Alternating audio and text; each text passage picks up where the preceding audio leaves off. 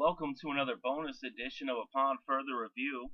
Upon further review, And in this edition, we'll be talking about the Seattle Seahawks at the Washington Redskins. And this Week 5 matchup will be happening on October 6th at 8:30 p.m. And you can catch that on ESPN Monday Night Football. So the Seahawks had last week off as it was their bye week.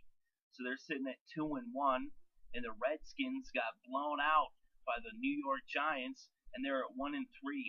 So they were in prime time last week on Thursday Night Football, and now they're in prime time again on Monday night, as they've had 10 days to prepare for this game, or 11 days as it were. But they need more time than that if they were going to have a chance at beating the Seahawks, which I severely doubt will happen. As it is, the Redskins started the season with a loss in Houston. They did beat the Jacksonville Jaguars. Of course, the Jaguars have not beaten anyone. They are winless so far in the season. And that was in D.C. And then in Week 3, they went to Philly, and they lost to Philly in a close game. It was just decided by a field goal. They almost pulled that one out. But then on Thursday Night Football, as we said, they got blown out by the Giants at home. So now they're at home again for the second week in prime time, and now they have to face the defending Super Bowl champions. And the Seahawks beat the Packers in Week 1 in an impressive victory as they won by 20 points. They went to San Diego and they lost, but there's no shame in that, as San Diego is a very formidable team, and they have a really good defense. And in San Diego, they're a tough team to beat. So then they hosted the Broncos in the rematch of Super Bowl 48, and that one actually went to overtime. They won in overtime in an impressive victory. So the Seahawks are looking really good as they've picked up right where they left off last year, and now they're going to D.C., and they should win this game in a blowout. I really don't see this one being close at all. Sure, the Redskins can put up some statistics, but the Seahawks should pretty much do to them what the Giants did to them. Of course, Russell Wilson isn't necessarily the gunslinger that Eli is.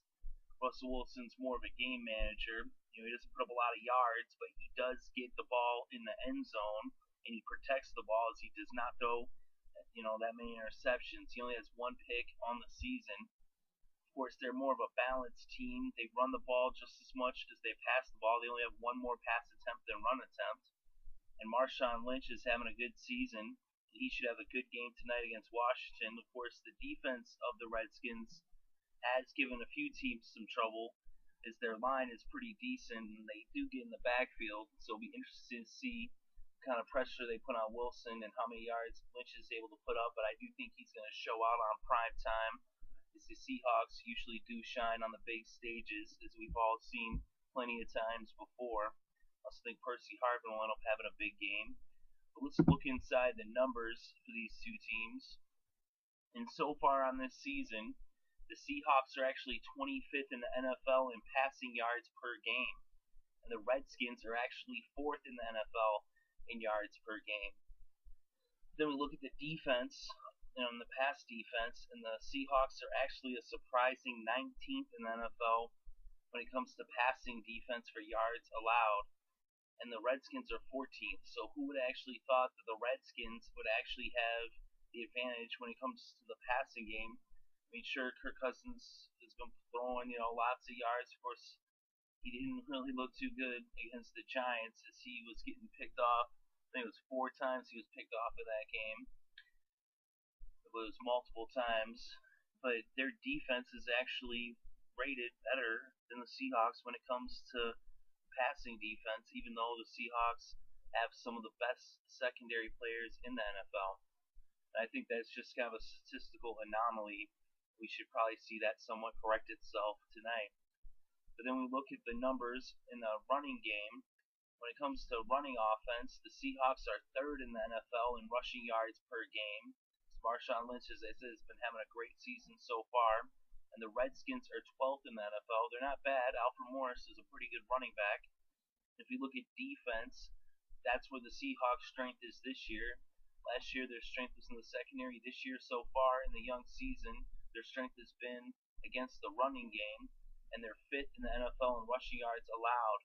The Redskins actually have found strength there too, as they're 8th in the NFL in rushing yards allowed.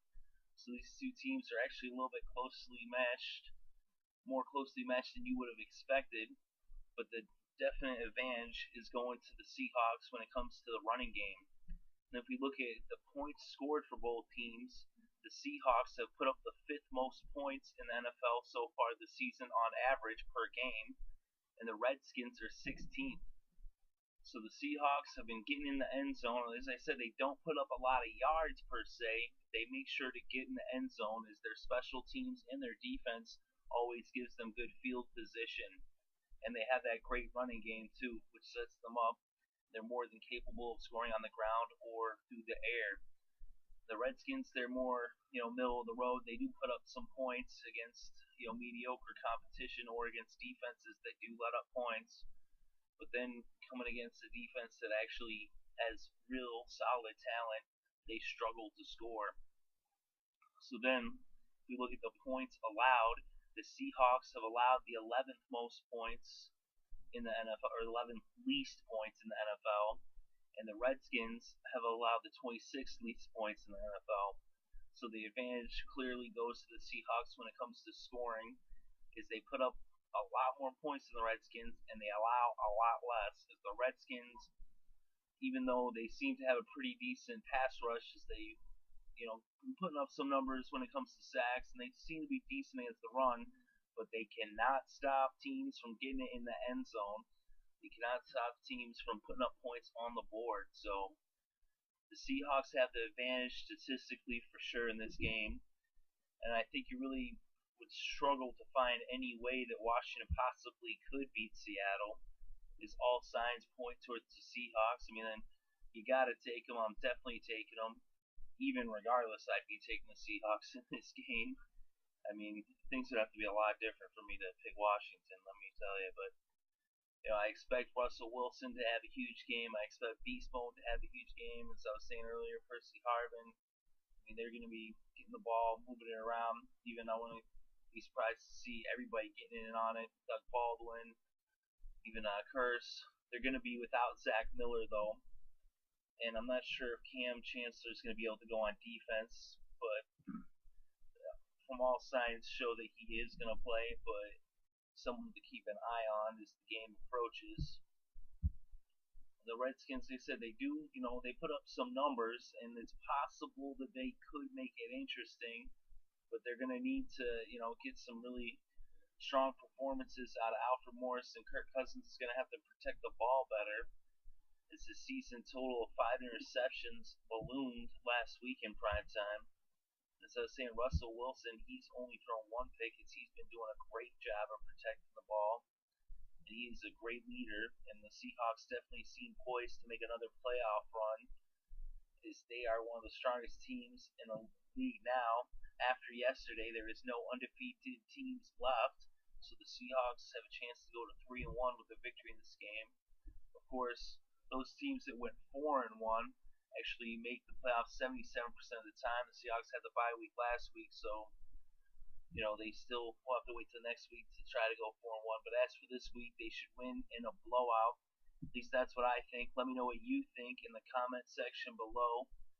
Thank you very much for listening. We greatly appreciate it. I hope you enjoyed the show. If you did enjoy the show, make sure to hit the like button to let us know that you enjoyed the show. If you want more of this content, hit the subscribe button. It's right there down below. And we upload recaps for every single game, as well as upon further reviews for every single game in the NFL each and every single week. We also have our weekly show that has quick picks, fantasy fortune, and a weekly rewind of the week that was, plus the upon further review for the Thursday night game coming up that week. We usually try to get that up between Tuesday, Wednesday, or Thursday. Usually Wednesday. Sometimes it goes up early, so you can always look to see if it's up early. And it might be up late, so it could be up as late as Thursday morning. We always make sure to get it up before the Thursday night football game. We're also doing recaps for the baseball playoffs all the way through the World Series, and we do recaps for college football, especially the upsets. So keep an eye out for all of that. So thank you once again for listening. It is greatly appreciated. Hope you enjoyed the show, and I hope you enjoyed your weekend, and I hope you're having a great day. And I hope you enjoy the game tonight on Monday Night Football between the Seattle Seahawks and the Washington Redskins.